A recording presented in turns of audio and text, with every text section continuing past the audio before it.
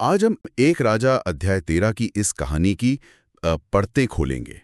हम समझने की कोशिश करेंगे कि उस समय चल क्या रहा था, उस भविष्यवक्ता का मिशन क्या था, कहानी में वो कौन सा मोड़ आया जिसने सब कुछ बदल दिया, और आखिर में इस उलझी हुई कहानी का हमारे लिए क्या मतलब है। ठीक है, तो चलिए शुरू करते हैं। ये इज़राइल के इतिहास में एक बहुत बड़े भूचाल का समय है। महान राजा सुलेमान की मौत हो चुकी है अच्छा। और उनके बेटे रेहूबियाम की नीतियों की वजह से देश दो टुकड़ों में बट गया है। दक्षिण में यहूदा का राज्य है, जहां यरूशलेम है और दाऊद का वंश राज कर रहा है, और उत्तर में 10 गोत्रों ने मिलकर अपना अलग देश बना लिया है, इज़राइल, जिसका पहला राजा बना है यरोबाम। और येरोबाम जो एक नया राजा है, उससे एक बहुत बड़ी इनसिक्योरिटी थी, है ना? मतलब उसे डर था कि वो अपनी प्रजा पर अपनी पकड़ खो देगा। बिल्कुल। उसकी सबसे बड़ी चिंता ये थी कि धार्मिक त्योहारों के लिए उसके राज्य के लोग कानून के मुताबिक दक्षिण में जाएंगे, यानी दुश्मन देश यरूशलेम के मंदिर में पूजा करने। ओह।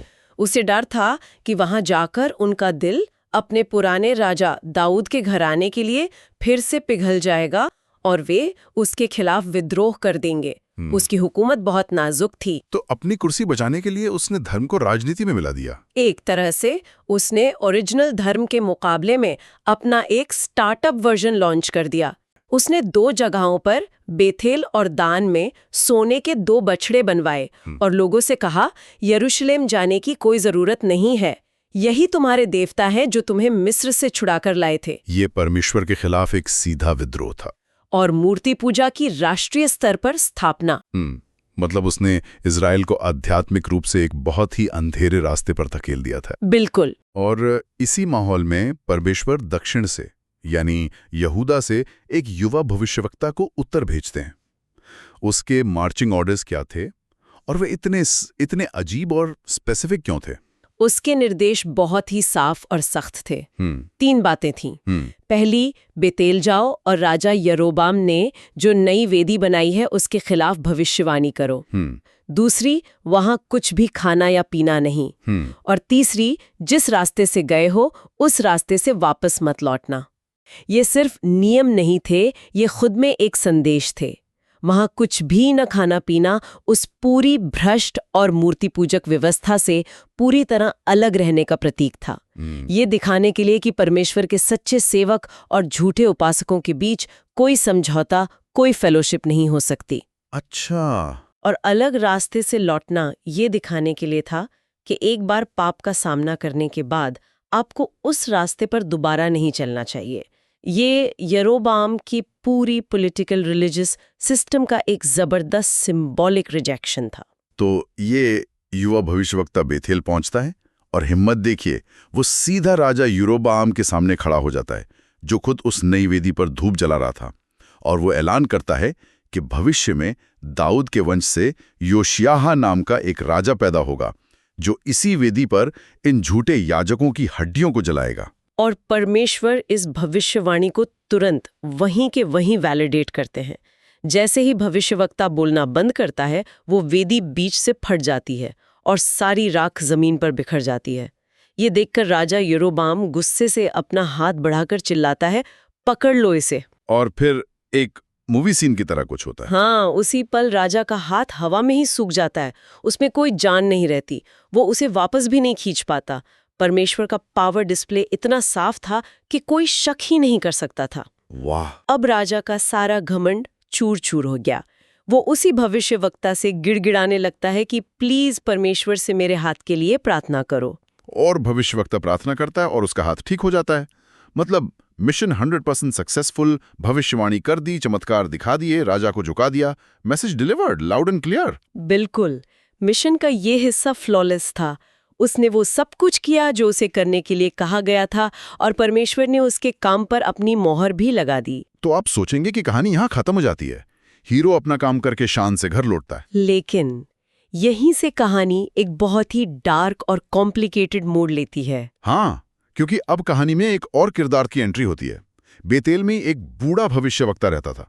उसके बेटे घर आते हैं और उसे दिन भर की सारी घटनाएं बताते हैं, वेदी का फटना, राजा का हाथ सूखना, सब कुछ। ये सुनकर वो बूढ़ा भविष्यवक्ता कुछ अजीब करता है। एक मिनट, इस बूढ़े भविष्यवक्ता पर थोड़ा रुकते हैं। ये आदमी है कौन और वो ऐसा क्यों करता है जो वो आगे करने वाला है? क्या ये प्रोफेशनल जेलसी थी कि परमेश्वर ने इतना बड़ा काम करने के लिए उसे क्यों नहीं चुना जो वहीं रहता था, और बाहर से किसी लड़के को क्यों भेजा? या उसे अपनी रेलेवेंस खोने का डर था? वो अपने बेटों से अपने गधे पर काठी कसने को कहता है और उस युवा भविष्यवक्ता के पीछे चल पड़ता है। उसे वो एक पेड़ के नीचे बैठा हुआ मिलता है और वो उसे अपने घर खाने पर बुलाता है। युवा भविष्यवक्ता पहले तो मजबूती से मना कर देता है। वो कहता है, मैं तुम्हारे साथ नहीं आ सकता। परमेश्वर का सीधा हुक्म है कि मैं यहाँ न कुछ खाऊं न कुछ पीऊं। फिर बूढ़ा भविष्यवक्ता वो 5 शब्द बोलता है, एक स्वर्गदूत ने मुझसे कहा है। वो दावा करता है, मैं भी तुम्हारी ही तरह एक भविष्यवक्ता हूँ और परमेश्वर के एक दूत ने मुझसे आकर कहा है कि तुम्हें अपने घर ले आऊं ताकि तुम रोटी खाओ और पानी पियो। और बाइबल साफ साफ लिखती है, उसने उससे झूठ बोला। और यही ट्रैप था, एक डायरेक्ट कमांड जो उसे सीधे परमेश्वर से मिली थी। उसने एक सेकंड हैंड रेवोल्यूशन के सामने छोड़ दिया। उसने ये नहीं सोचा कि परमेश्वर अपना मन क्यों बदलेगा। अगर परमेश्वर को संदेश बदलना ही था तो मुझसे सीधे बात क्यों नहीं की? और यही उसकी सबसे बड़ी गलती थी। उसने परमेश्वर के साफ वचन पर एक दूसरे इंसान के आध्यात्मिक अनुभव को तरजीह दे दी। ये एक क्लासिक धोखा है जो आज भी काम करता है। यहीं से उसका पतन शुरू होता है। और अब कहानी और भी ज्यादा अजीब हो जाती है। वे दोनों साथ बैठकर खाना खा रहे हैं और अचानक परमेश्वर का सच्चा वचन आता है, लेकिन वो आता उसी बूढ़े झूठे भविष्यवक्ता के मुंह से।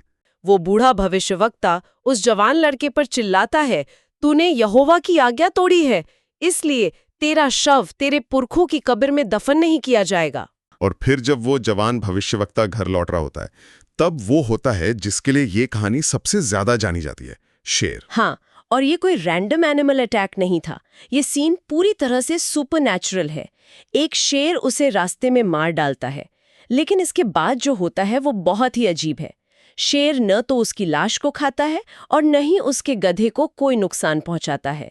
जब लोग वहां पहुंचते हैं तो वे देखते हैं कि लाश रास्ते में पड़ी है और गधा और शेर दोनों उसके पास चुपचाप खड़े हैं। ये एक ईश्वरीय चिन्ह था, एक डिवाइन एग्जीक्यूशन। शेर परमेश्वर के न्याय का हथियार था और उसका और उस गधे का ये अस्वाभाविक व्यवहार इस बात का सबूत था कि ये घटना सीधे परमेश्वर की तरफ से हुई है, ताकि सबको संदेश साफ साफ मिल जाए। जब उस बूढ़े भविष्यवक्ता को ये खबर मिलती है, वो उस जगह जाता है, लाश को उठाता है, उसे घर लाता है और उसके लिए बहुत रोता है, बहुत शोक मनाता है, और फिर वो उसे अपनी कब्र में दफनाता है। अपनी कब्र में? हाँ, और अपने बेटों से कहता है कि जब मैं मरूं तो मुझे भी इसी कब्र में इसी जवान लड़के के पास दफनाना। ये तो और भी अजीब है।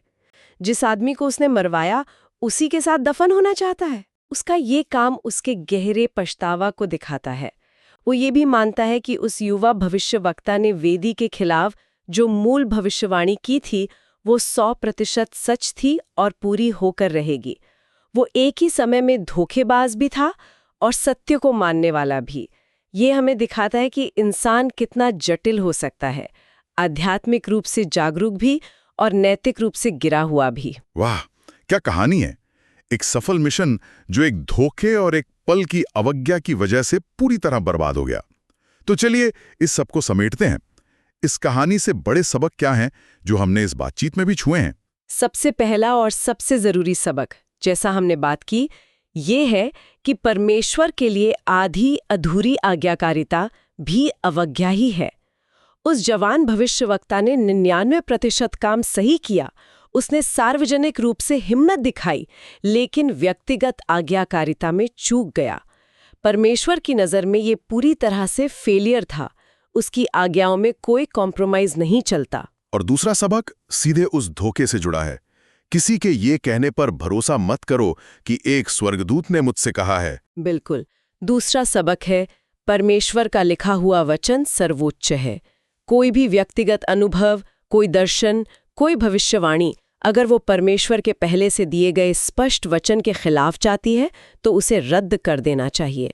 उस लड़के ने एक झूठे अनुभव को परमेश्वर के सीधे हुक्म से ज्यादा वजन दिया और इसकी कीमत उसे अपनी जान देकर चुकानी पड़ी। ये विवेक या डिसर्नमेंट की जरूरत को दिखाता है। यानी हर कोई जो आध्यात्मिक बातें करता है वो सच्चा नहीं होता। यही तीसरा सबक है, आध्यात्मिक दावों को परखो। वो बूढ़ा आदमी एक भविष्यवक्ता था, एक धार्मिक आदमी, लेकिन उसने जलन या किसी और वजह से धोखा दिया। हमें हर किसी की बातों को आंख बंद करके मान नहीं लेना चाहिए, चाहे वो कितना भी बड़ा धार्मिक लीडर क्यों न हो। और एक और बात जो बहुत चुभती है वो ये है कि परमेश्वर अपने लोगों के साथ भी कोई रियायत नहीं करता। ये चौथा सबक है। परमेश्वर के सामने सबकी जवाबदेही है।